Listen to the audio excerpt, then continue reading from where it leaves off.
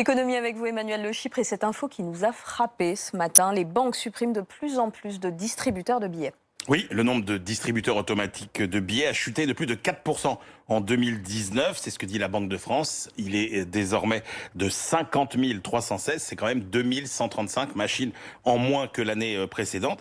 Et l'accélération de la tendance est très nette, puisque entre 2015 et 2018, on était plutôt sur un rythme de 1,8% par an en moins. Là, 4%, c'est quand même beaucoup plus rapide. Et les premières tendances pour 2020 disent qu'avec la crise du coronavirus, ça s'est encore accéléré. Il y a presque 6 communes sur 10 en France qui n'ont pas ou qui n'ont plus de distributeurs de billets, et pas que les petites, pas forcément les petites communes rurales. Vous avez en région parisienne, par exemple, plusieurs villes de 50 000 à 100 000 habitants qui n'ont plus que 2 ou 3 distributeurs de billets. Et c'est parce que les consommateurs payent plus du tout en liquide?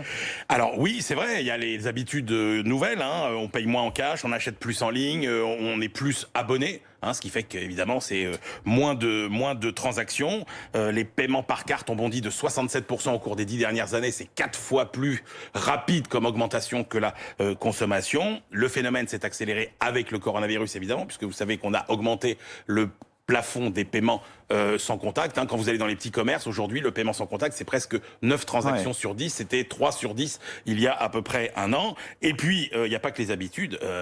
Les banques, elles trouvent que les distributeurs de billets, ça coûte cher. Installer un distributeur, c'est entre 35 000 et 50 000 euros. L'entretien, l'alimentation des billets, c'est 15 000 euros par an. Et puis, il y a aussi moins d'agences sous l'effet de la concurrence des banques en ligne, notamment. Ça veut dire que le cash est voué à disparaître ?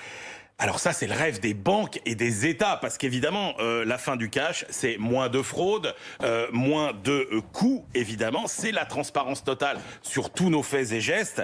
Alors oui, on va utiliser moins de cash, ça va peut-être tomber à 15% des transactions, mais d'ici là, à ce qu'ils disparaissent, c'est quand même assez peu probable. D'abord, 8 Français sur 10 sont attachés au cash, parce que, par exemple, ils n'ont pas confiance dans les paiements sur Internet, parce qu'ils tiennent à la confidentialité de leur vie privée. Et puis il y a une méfiance aussi vis-à-vis des banques qui ne se dément pas depuis la crise de 2008. Donc oui, on va utiliser moins d'argent liquide, mais attention, le vrai risque, c'est plutôt de perdre confiance dans les monnaies traditionnelles pour aller vers les crypto-monnaies.